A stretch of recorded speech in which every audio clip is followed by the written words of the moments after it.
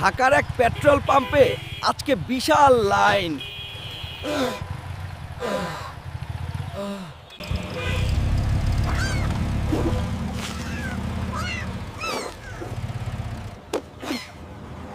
এই সময় কিছু ছেলে একটা মজার প্র্যাঙ্ক করার প্ল্যান করলো।